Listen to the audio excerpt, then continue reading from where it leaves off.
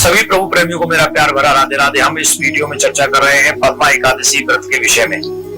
यह व्रत महाद्वादशी में आ रहा है। भाद्रपद शुक्ल पक्ष की एकादशी को क्या कहा जाता है, उसका नाम क्या है, इसकी विधि विधान क्या है, इसका क्या महत्व है, कृपा करके हमें बता दीजिए। तब भगवान श्री कृष्ण कहने लगे, इस पुण्य स्वर्ग और मोक्ष को देने वाली तथा सब पापों का नाश करने वाली उत्तम वामन एकादशी का महत्व मैं तुमसे कहता हूं, तुम ध्यान पूर्वक सुनो। यह परिवर्तनी एकादशी जयंती एकादशी भी कहलाई जाती है। इसका यज्ञ करने से, इसका व्रत करने से वाजपेयी यज्ञ का फल प्राप्त होता है। पापियों के पाप का नाश करने वाली यह व्रत है। इससे बढ़कर कोई और उपाय क्या हो सकता है। जो मनुष्य इस एकादशी के दिन मेरी वामन रूप में पूजा करता है, उससे तीनों लोक पूज्य होते हैं। और मोक्ष की इच्छा रखने वाले मनुष्य को इस व्रत को अवश्य करना चाहिए, क्योंकि वही फल देती है। जो कमल नयन भगवान का कमल से पूजन करते हैं, वे अवश्य ही भगवान के समीप जाते हैं। जिसने भाद्रपद शुक्ल पक्ष की एकादशी को व्रत किया, पूजन किया, उसने ब्रह्मा विष्णु सहित तीनों लोकों का पूजन कर दिया। अतः हरिवासर अर्थात एकादशी का व्रत अवश्य करना चाहिए। इस दिन भगवान करवट लेते हैं, इसलिए इसको परिवर्तनी एकादशी भी कहते हैं। यह एकादशी जयंती एकादशी भी कहलाती है। इसका यज्ञ करने से वाजपेयी यज्ञ का फल मिलता है। पापियों के पाप का नाश करने वाली से बढ़कर और कोई उपाय नहीं हो सकता। भगवान के वचन सुनकर इस दृष्टि से बोले कि भगवान, मुझे अति संदेह हो रहा है कि आप किस प्रकार सोते हैं और करवट लेते हैं, तथा किस प्रकार राजा बलि को बांध दिया और वामन रूप रखकर आप क्या करने के लिए गए थे। चातुर्मास के व्रत की क्या विधि है, तथा आपके शयन करने पर मनुष्य को क्या कर्तव्य है, जो आप मुझसे विस्तार से कह के बताइए। श्री कृष्ण कहने लगे, राजन, अब आप सब पापों को नष्ट करने वाली कथा का श्रवण करें। त्रेता युग में बलि नामक एक दैत्य था। वह मेरा परम भक्त था। विविध प्रकार से वेद सूक्तों से मेरा पूजन किया करता था और नित्य ही ब्राह्मणों का पूजन तथा यज्ञ के आयोजन करता था। लेकिन इंद्र से द्वेष करने के कारण उसे इंद्रलोक तथा सभी देवताओं को जीत लिया था।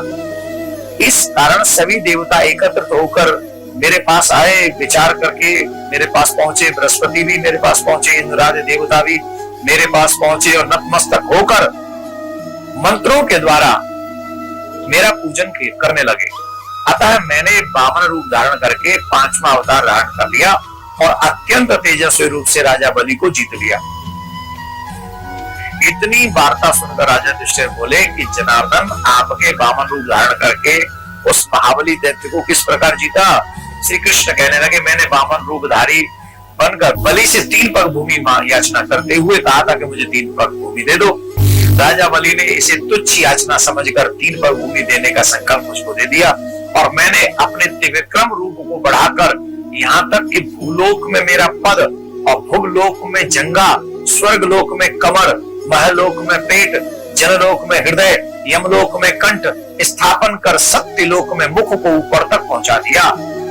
सूर्य चंद्रमा आदि सब ग्रह, योग नक्षत्र, इंद्र आदि देवता, शेष आदि सब नाग गणों ने विधिवत प्रकार से वेद सूक्तों से प्रार्थना की। तब मैंने राजा बलि का हाथ पकड़कर कहा कि राजन, एक पद से पृथ्वी, दूसरे से स्वर्ग लोक पूर्ण हो गया, अब तीसरा पद कहां रखूं। तब बलि ने अपना सिर झुका लिया और मैंने अपना पैर उसके मस्तक पर रख दिया, जिससे मेरा वह भक्त पाताल को चला गया। फिर उसकी विनती और विनम्रता को देखकर मैंने कहा कि बलि, मैं सदैव तुम्हारे निकट रहूंगा। और विरोचन पुत्र बलि ने से कहा। कहने पर भाद्रपद शुक्ल पक्ष की एकादशी के दिन बलि के आश्रम पर मेरी मूर्ति स्थापित हुई।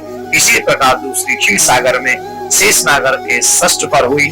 हे राजन, इस एकादशी को भगवान शयन करते हुए करवट लेते हैं, इसीलिए तीनों लोकों में स्वामी भगवान विष्णु का उस दिन पूजन करना चाहिए। तांबा, चांदी, चावल, दही दान करना उचित है। रात्रि को जागरण करना अवश्य चाहिए। जो विधि पूर्वक इस एकादशी का व्रत करते हैं, वे सब पापों से मुक्त होकर स्वर्ग में जाकर चंद्रमा के समान प्रकाशित होते हैं और यश पाते हैं। जो पाप नाशक इस कथा को पढ़ते अथवा सुनते हैं, उनको भी 1000 अश्वमेध यज्ञ का फल प्राप्त होता है। इसलिए सभी सनातनियों को एकादशी का व्रत करना चाहिए और मैं आप सबसे कहता हूं कि आप भी व्रत किया करिए और अपने बच्चों को भी व्रत के दिन अन्न नहीं खिलाना चाहिए। जो बुजुर्ग हैं, जो बच्चे हैं, जो छोटे हैं, अबोध हैं, उनके लिए क्षम्य है। लेकिन एकादशी का व्रत करने से निश्चित हमारे घरों में पॉजिटिव एनर्जी आती है और हमारे घर पे भगवान की कृपा बनी रहती है। भगवान आप सबका कल्याण करे। शुभ मंगल हो आप सभी का। राधे।